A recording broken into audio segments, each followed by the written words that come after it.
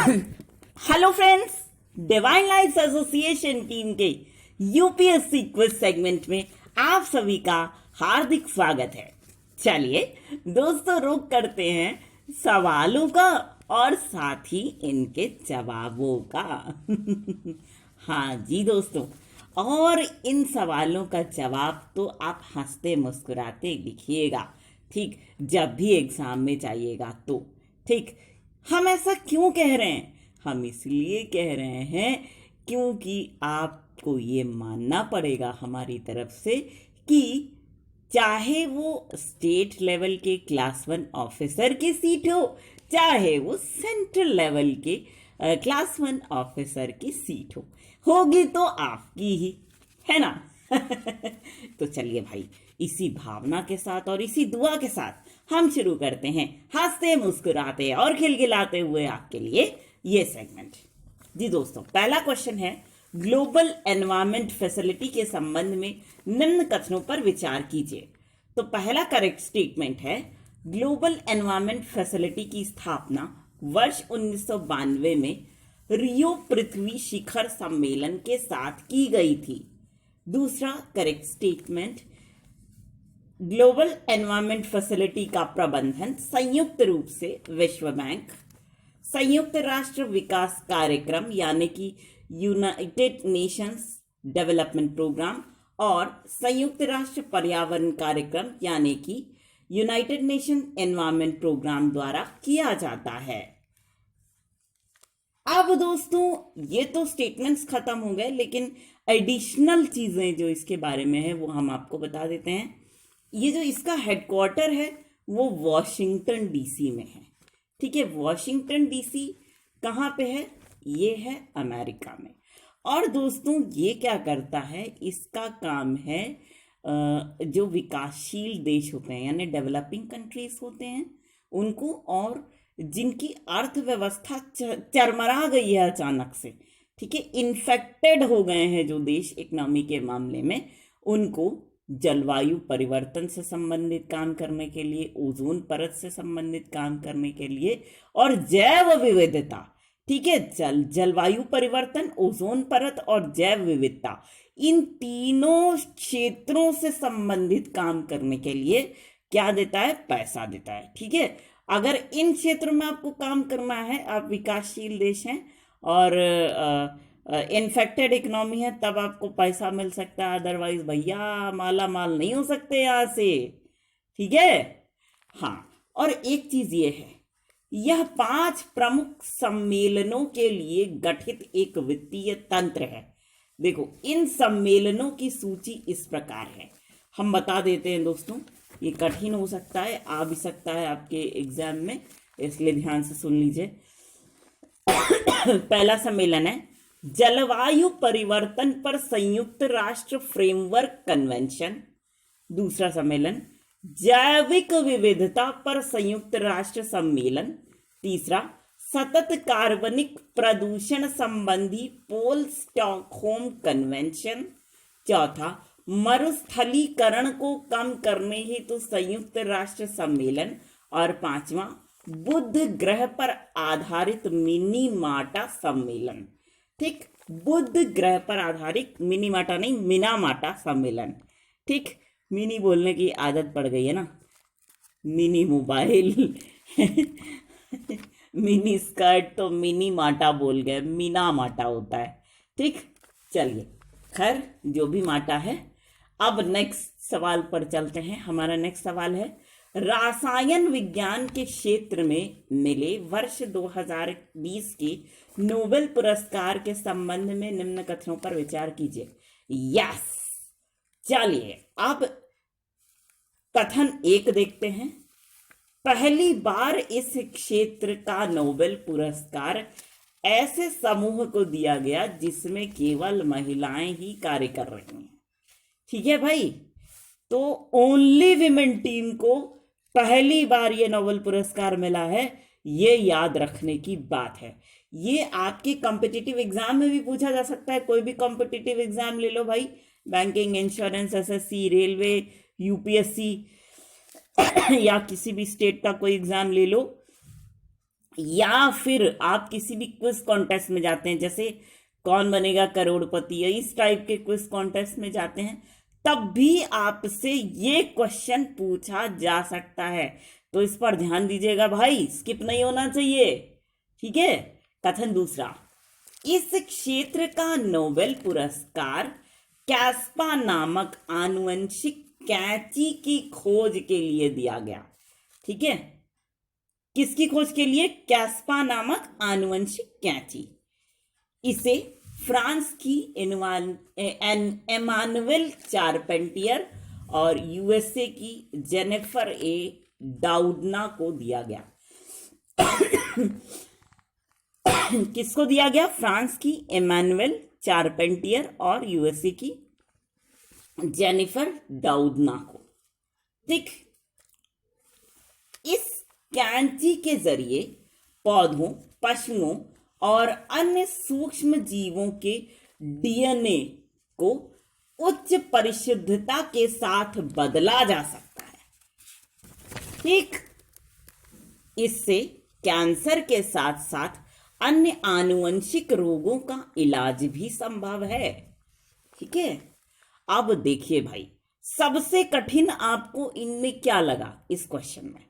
अच्छा, अरे घबराइए नहीं भाई, जा कहाँ रहे हैं, बैठिए तो सही। आपकी समस्या का समाधान अभी किए देते हैं दोस्तों। नाम याद नहीं हो रहा ना आपको, तो चलिए हमारे पास एक ट्रिक है, नाम याद कर लीजिएगा उससे। इमानुएल चारपेंटियर, जो फ्रांस की इमानुएल हैं, वो क्या काम करती हैं भाई? कारपेंटरी का काम। हाँ, बढ़ईगिरी करती हैं वो। ठीक है, तो इमानुएल बढ़ई को मिला था ये नोबेल पुरस्कार। और दूसरी कौन है भाई? जेनिफर डाउडना। ऐसे आपको नाम तो किसी जन्म में नहीं होगा याद। ये याद रखिए कि जेनिफर जो हैं, क्या काम करती थी क्या नहीं ये तो नहीं पता, लेकिन इतना जरूर पता है कि वो दूध नहीं पीती थी। ठीक है, दाऊदना तो दूध ना, मतलब दूध नहीं पीती थी वो।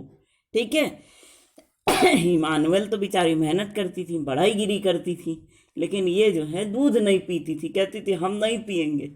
ठीक है तो चलिए अब नेक्स्ट क्वेश्चन पे हम चलते हैं। नेक्स्ट क्वेश्चन है, क्रूड पेट्रोलियम किस प्रकार की चट्टानों में पाए जाते हैं? आंसर है अवसादीय परतदार चट्टानों में, जिन्हें हम कहते हैं सेडिमेंट्री रॉक। ठीक, अब देखो एक कुछ चीजें और हैं। इसमें हाइड्रोकार्बन पाया जाता है, जो द्रव और गैस किसी भी रूप में हो सकता है। ठीक, इसमें पाए जाने वाले हाइड्रोकार्बन में भिन्नता उनकी रासायनिक बनावट, रंग के अलग होने और विशेष गुरुत्वाकर्षण शक्ति के कारण होती है। ठीक है, गुरुत्वाकर्षण शक्ति जो हाइड्रोकार्बन होता है उसमें अलग अलग होती है। और अब ये जो क्रूड पेट्रोलियम है वो किस किस इंडस्ट्री में काम आता है देख लीजिए आप।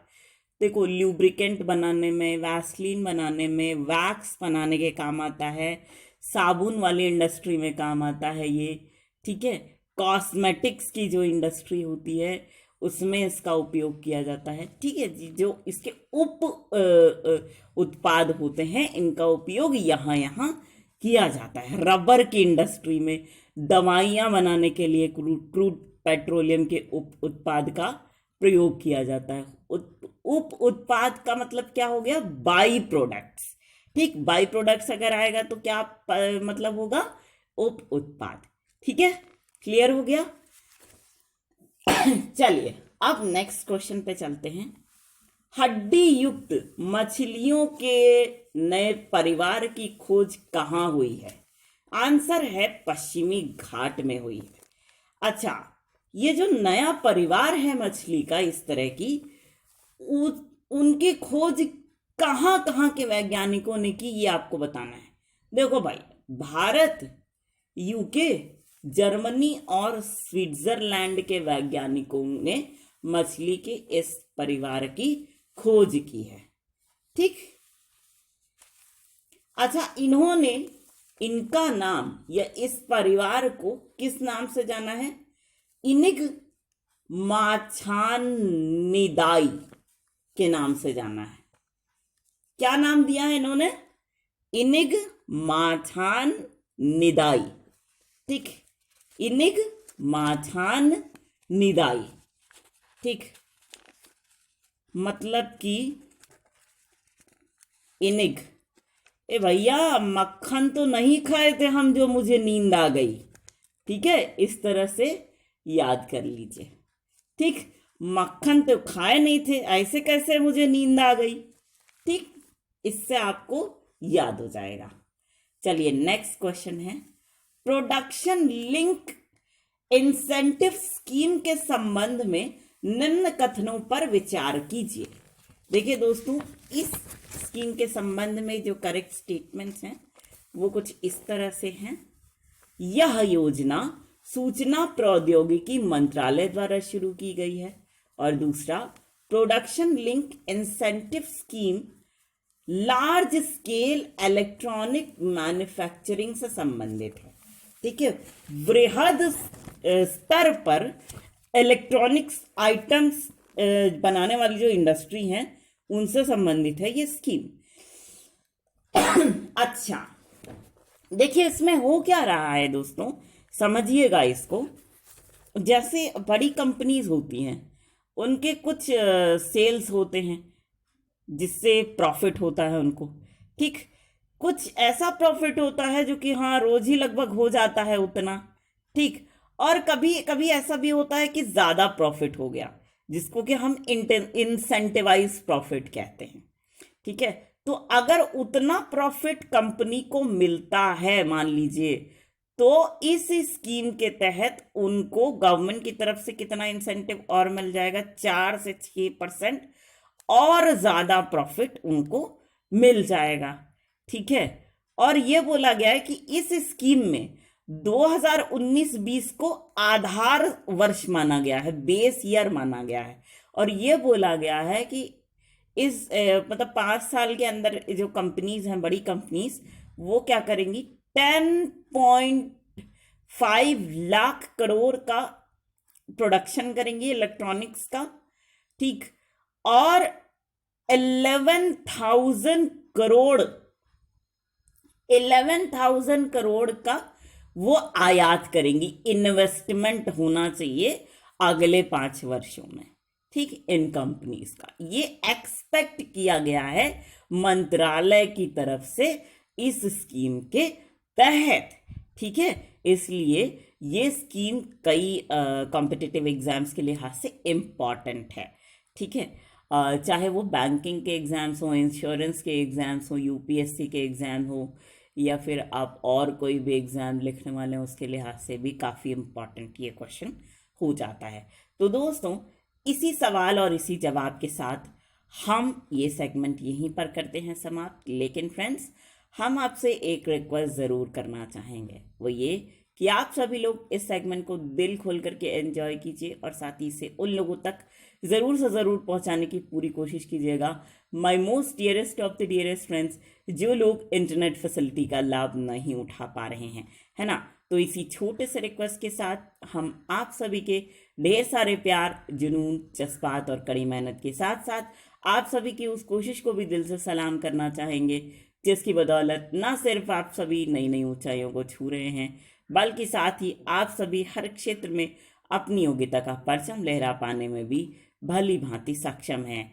तो दोस्तों, इसी बात के साथ और इसी गर्व की भावना को अपने मन में संजोए हुए एक बार फिर पूरी डिवाइन लाइफ एसोसिएशन टीम की ओर से हम आप सभी को कहना चाहेंगे दिल से प्यार भरा नमस्कार।